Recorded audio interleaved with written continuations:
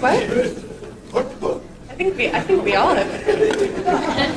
Yes. I hate to speak for other people. I think we all We have. all read the book. I think we all have read the Yes, book. we do. Honestly, here's the honest answer. Everyone's read the book, but I think Miles Teller. To this day, he still has not read the book. Or seen the movie. Yeah. All of them. All of them. All of us. Everything. Except for Miles Teller.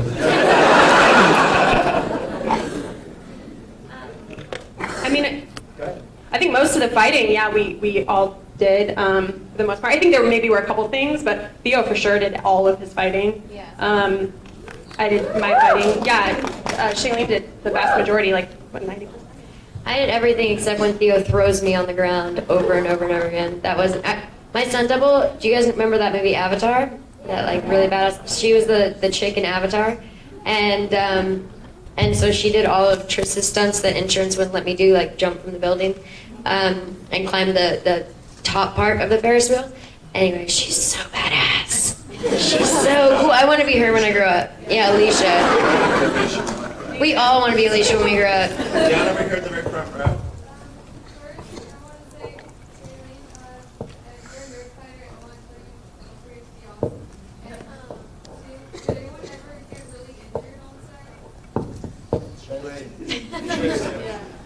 Yeah, I fell off the train. I got a hernia. I got some scars all over my body. But you know what? It's if you like leave an action movie and you're not a little bit banged up, then you probably weren't working hard enough. So that's what Theo always says. And I'm like, yeah, man, let's just keep saying that. Over here. Yeah. What's the weirdest thing Shay made you eat and or drink on set? Oh, hey, homegirl.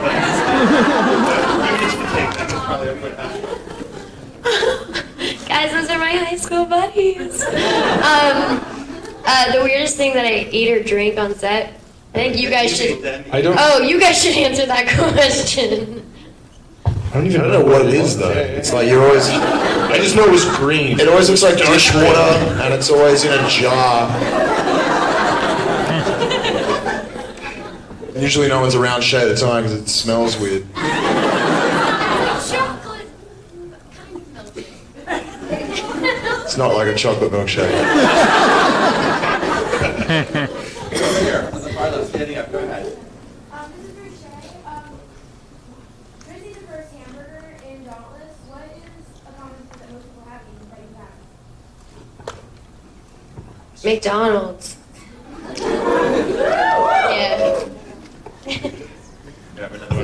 Another one for the internet. And Ben, I'm going to call you out on this one. This is at Miriam Jessica R. asks, if you could trade roles with one of the cast members, who would you pick in the movie, the character? If I could be any other character in the film. Sure. It's got to be Christian Madsen. Plays out. If it was a character. I just feel like Al has a really good arc. He's kind of like a gentle giant, and he's kind of misunderstood in the film. And I think he does a really great job with the character, so it made me want to be Al. I think he's a really complex guy, and I think it's told really well. So probably Al. And we just got this very deep Oprah-like question that I'll pose to each of you. From Anna Brazil asks, to all of you, in Divergent, the factions are based on human virtues. Which of these virtues does the world need most, in your opinion? And I'll start with Veronica. You don't have time to think. Oh, no. I mean, I created the system because I thought they were all necessary, I guess. So it's hard to answer. But selflessness? Yeah. I feel like the reason I always answer, I used to answer, I would choose Dauntless, but that's over because I would die. Just immediately. But abnegation is always my answer, and not because I feel like I'm good at it, but because I feel like it's important. Important for just like change generally in life and in your ability to be compassionate toward others, which of course is not represented that well in that faction because it's at the cost of like human liberty and self-expression. But if that weren't the case, selflessness. Yeah. And did everyone catch Veronica's cameo as Dauntless when she captured the flag? If you didn't, when you see it again opening weekend, look for that. Okay, go ahead, Christian. Maybe honesty. Everyone was a little bit more honest with one another. Was it candor? So, yeah, I think so. How dare you question it? I guess to keep I'd say intelligence. Just to, because if everyone just had a little bit more, they used their minds a bit more, maybe then we'd all, work it out. Selflessness. Yeah, I'd probably go with selflessness too. But I think there's like an important distinction to make because there's a quote I really like that selflessness is not thinking less of yourself, but thinking of yourself less. And I think that's an important distinction. You can't have the world be based entirely on people thinking less of themselves because self-love, I think, is really important. So anyway, I think that's a good distinction to make. But yes, selflessness would be the one I would go with. Yeah, me too. Okay. Over there, standing up, yep. This goes for all of you.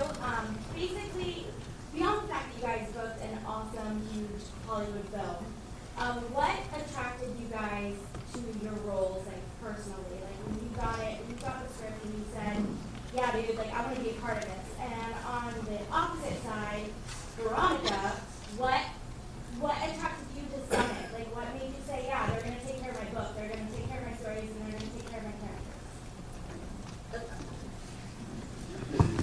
I have to go first every time.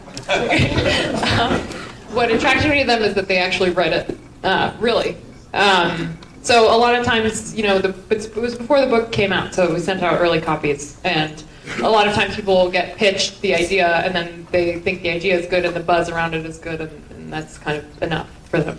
But when I talked to the people at Summit, they expressed enough detail about the book and enough enthusiasm that I was like, oh, they remember crucial parts of this. Like they really read it, engaged with it, and are serious about making it. So that was why I chose them.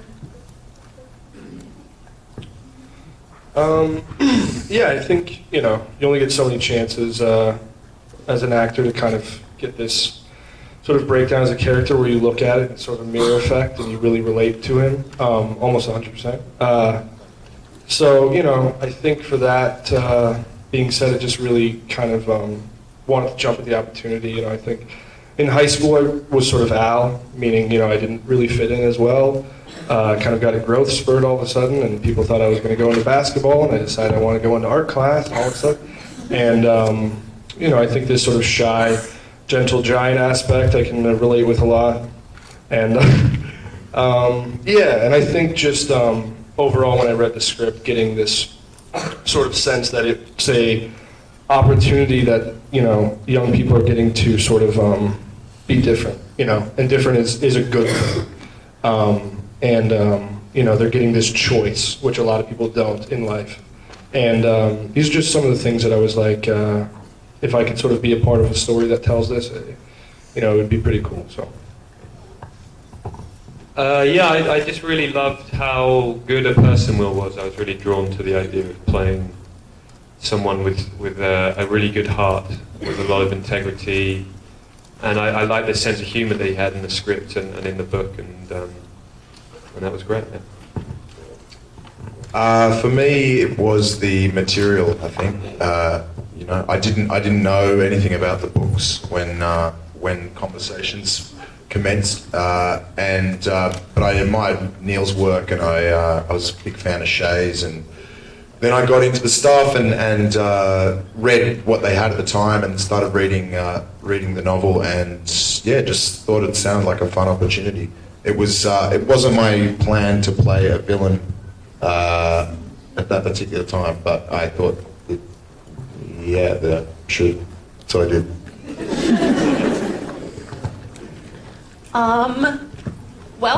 There aren't a lot of times that a girl who's over 6 foot and big and kind of strong gets to play a part in a great big movie. So that was a big part of what drew me to Molly. She's so strong, and it's a really physical role, and that's kind of awesome. So, and I'd never done anything like it before. I'd never really fought before, and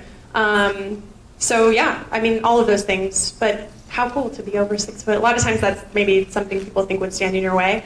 And I kind of love that it celebrates that about me. So, yeah. Okay, I have a bunch, and I'll try and keep them all quick. But so I read Divergent, and there's just so much about this book. Okay, first off, the title. Let's just all acknowledge that diverge, like diverge from mediocrity, diverge from the mainstream. To have a young adult franchise that's about that is so important, so beautiful, and amazing that an author had the courage, the bravery to create a series that revolved around that one fact itself. I loved the fact that Tris is not inherently a superhero. She wasn't born a badass. She didn't start off really strong and really empowered and really cool. She started off really vulnerable and in a very sensitive position. And she had to make a choice and then face the consequences of that choice, whether it was good or bad or right or wrong. But I guess all choices in life are right? Because we're always just moving forward. And Tris discovers that on her journey. And I love that there was a book and now a movie that sort of exemplifies what that journey can look like. And so often, right now we're doing a bunch of press and they're like, how does it feel to play an empowered, strong woman? Women rising to power. And I think that it's great. Obviously, like, the more that females are acknowledged, it's beautiful and it's so important right now. But at the same time, you can't acknowledge females and then discredit males. And I think that this movie and this book does that as well. You see the relationship between For and Tris, and their relationship is equal. They're both treated equally. And their partnership is not based on the fundamentals of being physically attracted to one another, and that's it, or being, or falling in love with each other overnight, which is just not real. It's just not real. It doesn't happen that way, at least in my experience. And so, it's really, I fell in love with the fact that their relationship revolved around the virtues of respect and pride and connection and being proud of one another and being teammates and partners even more than lovers. I thought that was such a beautiful message to also be spreading out there, especially in a young adult book. Again, I really loved that Kate Winslet's character was the antagonist. I know you asked about what I loved about Tris, but I just figured I'd talk about the whole book itself. I loved that Kate Winslet's character is the antagonist, but the way that she's presented and the way that Kate played her is she's not an evil sort of ice queen, she's just a woman who has different values than what Tris does. And even though what she's doing is wrong, going in and taking over another society and creating a murderous situation, Tris is also, murdering people. And so I thought it was interesting to sort of put them, it's a sad truth, but she is, and so to put them together and realize that, wow, neither is right or wrong if you look at it from that perspective. They just have different viewpoints, which you can relate to the Democrats, Republicans, whatever. And I thought that again, was another really interesting message to sort of throw out there. And so I read the book, and I was blown away by all of the metaphors and all of the similarities to things that are going on in today's society. And I just thought that it would be an incredible experience to be a part of something like that. And now, having done the movie and seen the movie, I could not be more proud to be a part of something that just has that's so creative and entertaining, but also beautiful messages in it. All right.